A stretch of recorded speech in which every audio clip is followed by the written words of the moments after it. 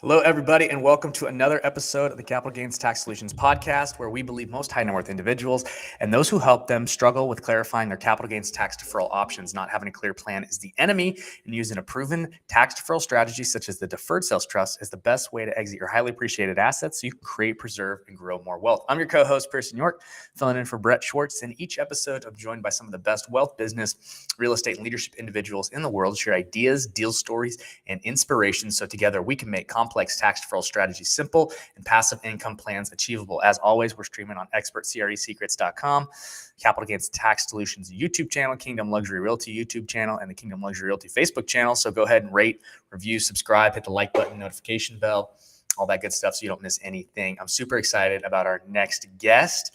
He is the principal and investor of Space Cravers Consulting. He's been doing real estate for almost 10 years now in New York City. And the dude doesn't say no to opportunities. And so I'm super excited to introduce to you guys Gene Delva. Gene, how you doing, my friend? Hey, how are you? How's it going? Thank you for having me. You're welcome. You're welcome. So how'd you come to create a company called Space Records or Cravers? Yeah, well, I came up with the name because when I first moved to Brooklyn, New York, this was the beginning of the, I guess, maybe renovation is a better way to say it, of Brooklyn, New York. I don't know if you remember during the time where, Bed-Stuy, Crown Heights, and even Williamsburg, these were the times where investors were coming in, buying up properties, and they were buying them so quick, and the equities of these properties were going up so high so quickly. So at that time I was also involved in helping these investors find properties, and they were so hungry for these properties. So I decided to you know, s- quit the firm that I was working with and started my own business, and I named it the Space Cravers, just to kind of like I love it. just to kind of represent the time of what was going on during that time. That name kind of embodied the what was going on in the air at that time. I So I love came it. up with Space Cravers. I love it. I love it. That's awesome. So what mainly real estate is where you started, but I also, we talked before the show that you're doing a bunch of stuff with Bitcoin now. So why don't you tell people that story about how you got started with in Bitcoin? Well, to be honest with you, when I first heard about Bitcoin, I think it was around 2009. I remember when I was doing real estate on the Upper East Side, they had some real estate companies that had an idea of letting tenants pay their rent with bitcoins, or they would offer agents bitcoin for fees. And it's funny because back in the days they used to give away bitcoins.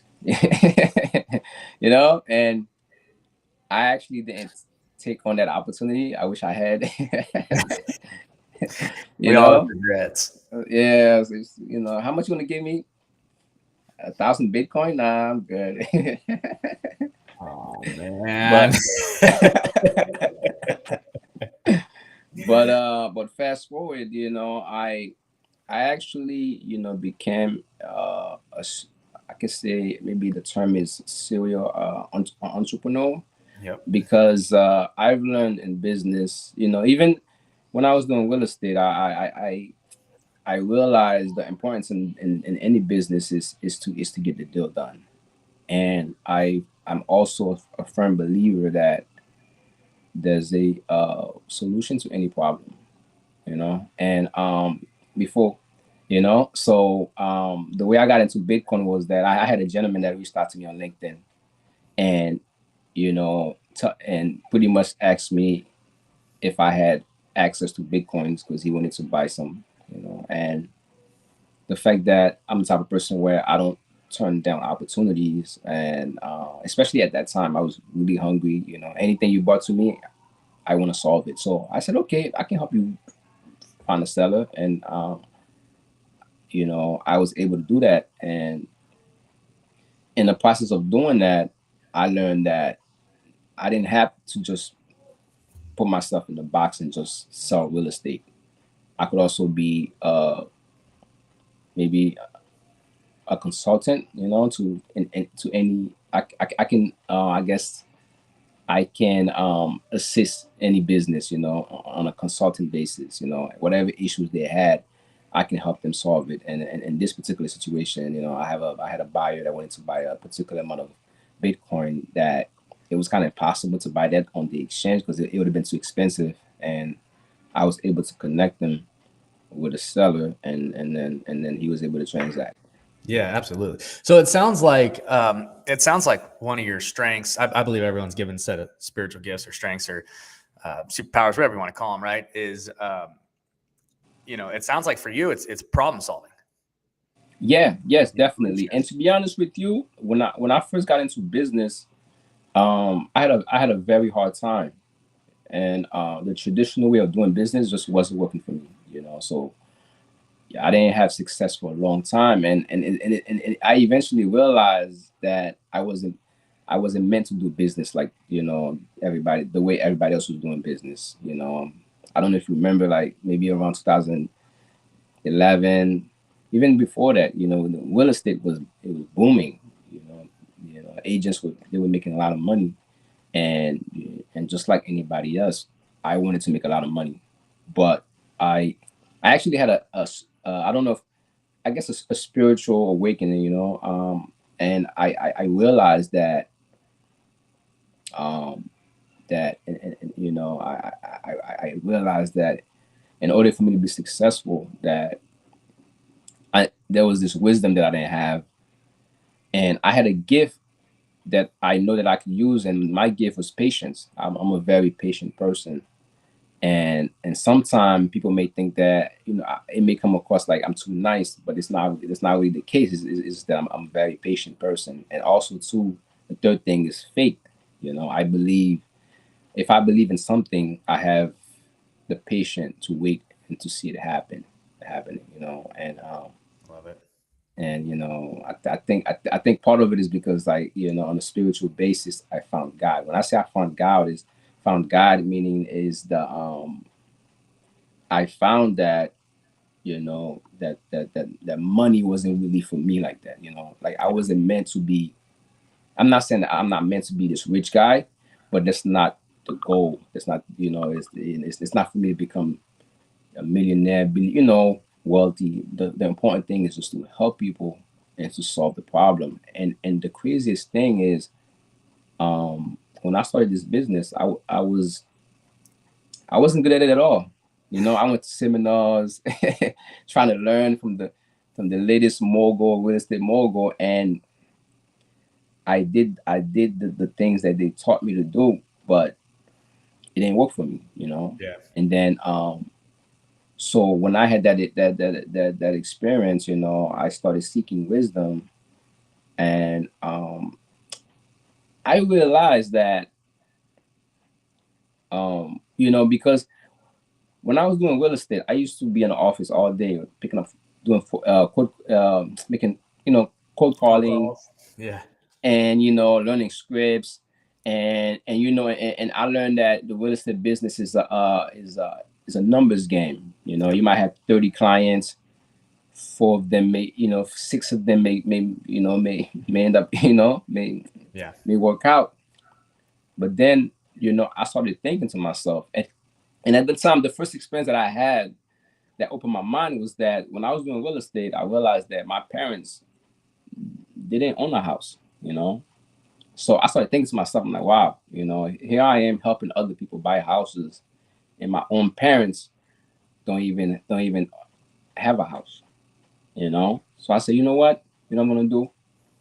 I'm gonna find a way to buy my parents a house. And the craziest thing is, in the process of buying my parents a house, I learned so much. And what I've learned is I would have never learned that in any seminar.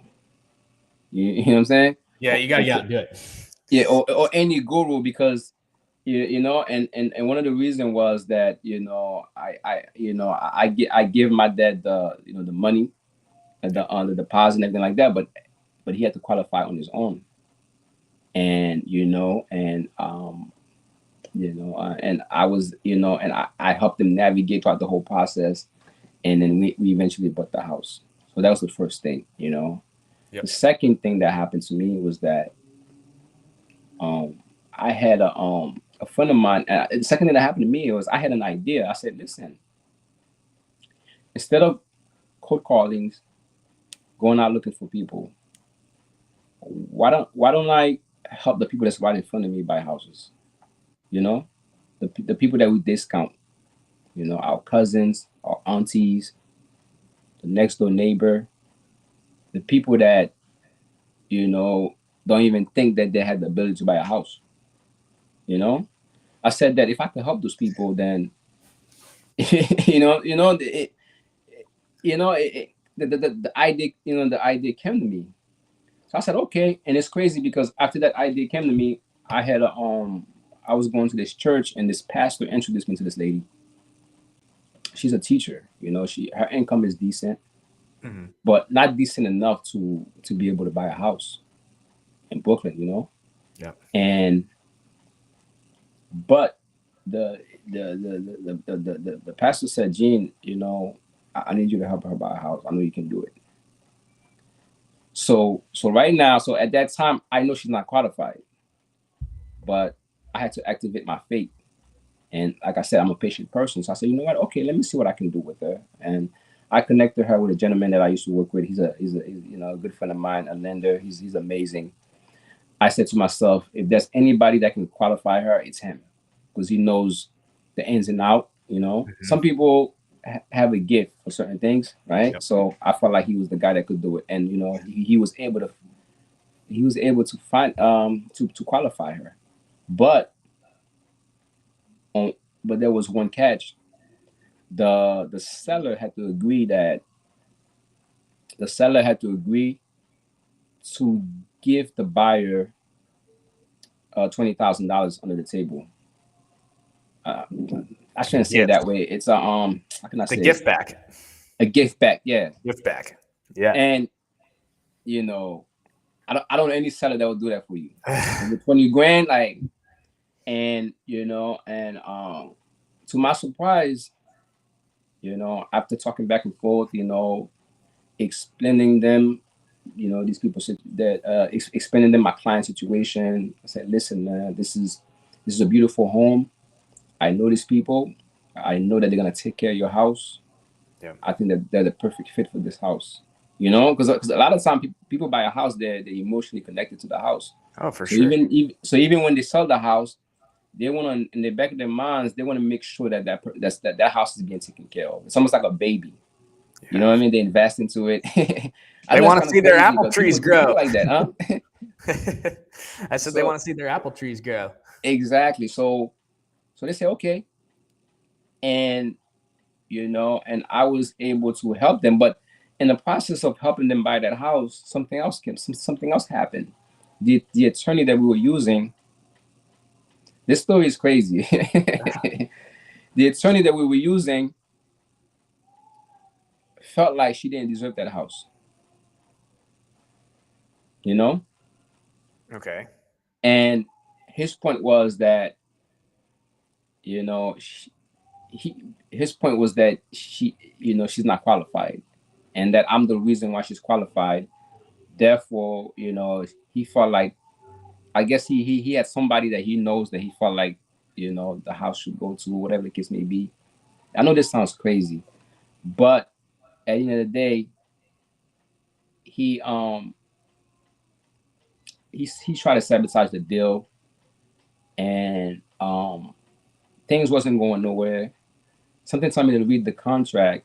In the process of reading the contract, I found a few mistakes in the contract. And that he wrote? Mistakes that he made, And the funny thing is, that's not my job, but because the other side was so angry about something, but whenever we would ask them what's the issue, they wouldn't tell us. But I took it upon myself to read the contract to see what was wrong, and then I realized all the mistakes. But I didn't make a big deal out of it.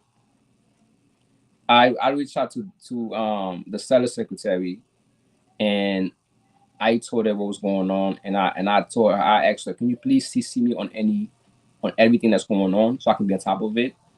And by doing so, we were able to close on the house. Nice. And so with that situation, I learned that being an agent, a real estate agent, is more than just showing somebody a property and seeing if they like it or not. There's a lot that goes into it that a lot of people don't see. Right. And I realized that my job was to help. It was to help.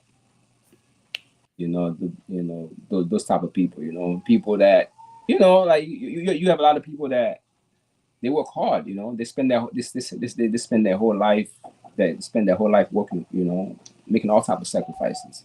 Yeah. But because of their lack of financial intelligence, they never get a chance to buy a house. They never get a chance to do all type of things. But I think they deserve those things, for the simple fact that they're hardworking people. They sacrifice. They're raising their kids, and they stay out of trouble. And they're decent human beings. It just so happened that they don't have the financial intelligence, Right. what I mean? And then and it's funny because that's when I learned the business, and then I realized, and then so I became I started, the way I do my business is, if you give me 5 people, I'm closing all 5. It's not a numbers game for me. You give me 5 people, all 5 gotta close. And and I go out of my way to do that. You know what I mean? Yeah. Like, if, for example, like I had a recent deal that I was working on. Yeah, do you mind if I? Do you mind? I don't wanna. Is that okay if I keep going? Or? Yeah. So let me pause you there for a second, because I want to pull some things out. So what I find super fascinating is that through these trials, you're learning how to maneuver and basically like navigate these waters for your clients, and you're working with what it sounds like clients that are not like, I don't want to, they're not layups, for example, right? They're not short. Yes, like exactly. They're complicated. There's issues, right? They have maybe lower income or not as good a credit, and you have to figure out, okay, how am I going to do that? So what what I kind of want to bring this around to is like, so you've got this company now that you've started. Are you still doing just single family? Are you doing commercial? What else are you doing? I mean, to be honest with you, because of my experiences, I don't really focus on anything. I for example, I can do multifamily. I can do things that's more than 10, 15. I try to whatever comes my way, I work on it if it makes sense for me. Yeah, absolutely. So yes, because of the things that I've been through in the past, I don't really specialize. I specialize on like trying to solve the problem, and in the process of doing that, this is how I'm learning. Yeah, and absolutely. And that's basically it. But mainly, to be honest with you, lately I've been focusing in a lot of multifamily properties. So let me ask you this question, because this is a big problem for a lot of people. So I'm curious to get your thoughts on it. How are you solving the capital gains tax problem if they go to sell? You know what? To be honest with you, it's interesting that you reach out to me, because I do feel like your business, in a way, is kind of like remind me of some of the things that I'm doing. You trying to help somebody from you trying to help them save money. Yeah. And in return, this is a good thing. 30%, 40%. It's a lot of money. Yeah. And the fact that you have a vehicle that you can create to help somebody defer that. I mean, that's amazing. I mean, 30% might not be nothing to somebody who have a lot of money, but You know, for some people, man, that's a lot of money. You know what I mean? Yeah, definitely. So what are the potential solutions that you have come up with? I mean, to be honest with you, I feel like your business, I feel like this is something that I can add to to my business as a tool to help my customers, because Yeah, absolutely. this is what my business is about. But my business, we're not really um like money driven. The money's gonna come, Right. but we're more about solution. We're a solution based type of business.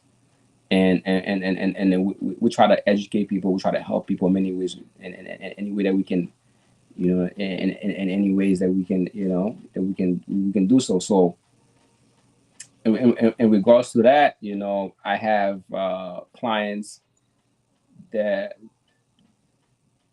are, they'll buy one property from me, they'll come back and buy another one, they'll buy multiple properties. So I think they can definitely benefit from that. So are you From a 1031 exchange. Yeah, I know about that a little bit more, but as far as like, the deferred tax strategies, I'm kind of green on that subject a little bit, but I think it's interesting. I think I can definitely benefit from that. And I think people can definitely benefit from that.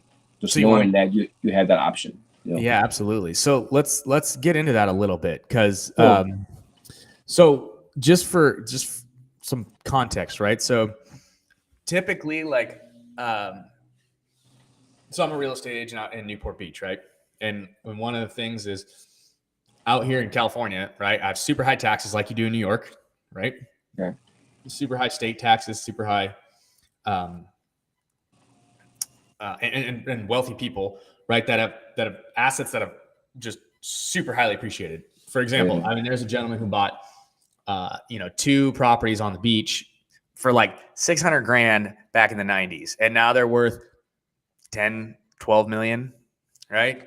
But his basis is like 1.2 million. He's fully depreciated them.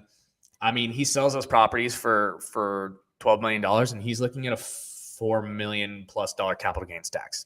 It's ridiculous.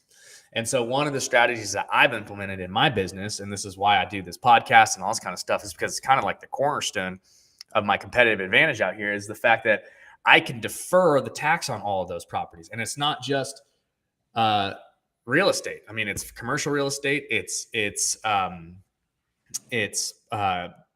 residential primary homes. It's Bitcoin. It's stocks. It's businesses. It's anything that's highly appreciated. You can use a deferred sales trust for. So and you can transfer it into any sort of asset classes. So if you know anything about a 1031 exchange, one of the problems is, and this is one of the biggest frustrations with the capital gains tax on the 1031, is that people have 180 days to close on a brand new property, and they only have 45 days to identify that property. Wow. And then they have to go back into property, or some sort of like land. So if you got to sell a building, you're going back and doing a building, and you got to replace the debt. And it's hard to find those deals in a market that's, kind of going up, right? Because you're selling high, and then 180 days later, you're buying even higher, and your depreciation schedule travels with you. And so one of the beautiful things about the deferred sales trust is that it's like-kind agnostic, which means you can sell an asset and then you can put it into stocks, bonds, mutual funds, business. You could put it into real estate when you want, though. You don't have to do it right away. You don't have that 180-day time constraint that you do with a 1031, and you don't have that like-kind time constraint. So you get to control the timing of it. So, for example, we had a lady who had bought Bitcoin back in, 2009, of course, right? She put 50 grand in. Goes to 50 million. Okay. She is like, all right, I'm going to liquidate some of it because I need to get out. She couldn't figure out how to get out of it. She didn't sell any of it because she's like, I have this huge tax problem, right? If I sell all this, plus she would tank the markets and all this kind of stuff, right? So anyway, she ended up, doing a deferred sales trust. She deferred about $5 million, and she put that and saved about 1.8 million in capital gains tax liability, and she put all 5 million into the DST, and she took a bunch of that and invested it in her friend's like education business for people in India. Like that was what she wanted to do, start her friend. But now she's got the other, couple million sitting in this trust, right? And now that Bitcoin has dropped to, I mean, I'm sure what, like I just saw like 28,000 like today as of May 27, 2022, right? Well, guess what? Now she can buy. She sold at 54,000, right? Which it went to 65, so people are like freaking out. But now she looks like a genius, right? It's now 28. But guess what? She's positioned to where she can go and buy back in low because she can control the timing of it. And so it's like it's the ability to I don't want to say time the markets, because never win when you time the markets, but when you have the ability to kind of control when you're gonna go in, and you can sell high, right? And buy low, you can exponentially increase your wealth. And so the fact that it works for all of that is absolutely just amazing. And you guys can learn more about that. So so basically she could use that same tax deferred money to invest again. And then whatever income she makes, she can pay the taxes. She could pay the taxes, or she doesn't have to. She can let that compound if she doesn't need the revenue. But let me ask you, is there a time limit for that? So we structure it's what happens is you become a lender at that point. So quick mechanics, right? You have a buyer that's gonna buy a piece of property, right? And let's say this guy's gonna buy it for $1 million, okay? And we bought it for $1 million, right? He's gonna sell it for $5 million, and his tax, is gonna be around, I don't know, $1 million. Okay, so what happens is you guys line up the transaction, right? Before you close, we talk with the client, and we get their risk tolerance questionnaire and everything all squared away. And then what happens is you, seller, right, sells the property to the trust. That's Capital Gains Tax Solutions. They sell it to the trust, okay? And then the trust turns around and immediately sells it to the ultimate buyer, okay? The ultimate buyer will fund the trust, whether it's cash or financing or whatever it is, right? They will fund the trust. They'll take title and they'll walk away. And then the trust is left with all the capital. They'll pay off the debt, okay? But then that money's sitting there in a pot. And then they turn around and they write you a note. And they write you a note for the $5 million, right? Or $4 million after you pay off your debt or whatever it is, right? At a preferred rate of return based upon your risk tolerance that we talked about before. And then and then we structure those notes typically in about 10 years, but they're flexible. You can do 7 or 5 or whatever. So what ends up happening is at the end of 10 years, right? You can have a couple options. You can take the money out and pay your tax and whatever. Anything that you have made interest-wise, you'll pay ordinary income tax on. Anything that you have left in there for the principal of the gain will be taxed at the capital gains rate. But you don't have to. You can just renew the note. And what's cool is because you can basically use it as like a self-directed IRA account almost. It's a business trust that only does business with you. But you can invest in any property or anything that you want, right? Most people just renew it because they're like, why am I going to bring this money back and pay the tax on it when I can just continue to invest it in whatever I want? So we had a gentleman sold a $2.6 million business. He ended up deferring about $600,000 or $700,000 in capital gains tax, turns around and puts it into a 72-unit multifamily development deal like a year and a half later. So his ability to do this to control it, he can invest in whatever he wants. It's like, so why? It also moves assets outside the taxable state. So for those people that are in that $22 million range, and you're over that, you're going to have a significant tax to the heirs at the estate tax, and it moves assets outside the taxable state for that. So it's a phenomenal estate planning tool as well. So, and you guys can learn more about that at capitalgainstaxsolutions.com. We also have a mastermind every Friday at 10 a.m. Pacific, 1 p.m. Eastern. We just finished our one this morning, but it's amazing because people are coming on, they're asking questions about their deals. So if you guys are interested in that, you can also find that at capitalgainstaxsolutions.com. And I will definitely be sending you an invite so you can come and check it out. Yeah, definitely. And to be honest with you, I think that's great, especially the fact that it's there's some flexibility. Like, you guys, if somebody's can do it with stocks or bitcoins and stuff like that and different investment. Yeah, definitely. I mean, for a problem solver, it's one of the best tools you can have in the quiver for sure. But anyways, all right. Well, hey, we're coming up on our time here, and so I wanted to just say, hey, do you have any parting words or anything like that?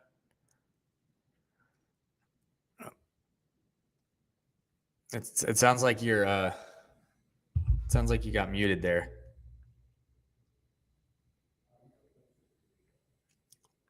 Okay. Awesome. Well, thanks again, everybody, for listening to another episode of the Capital Gains Tax Solutions podcast. As always, we believe most high net worth individuals and their professional teams struggle to clarify their capital gains tax deferral options. Not having a clear plan is the enemy.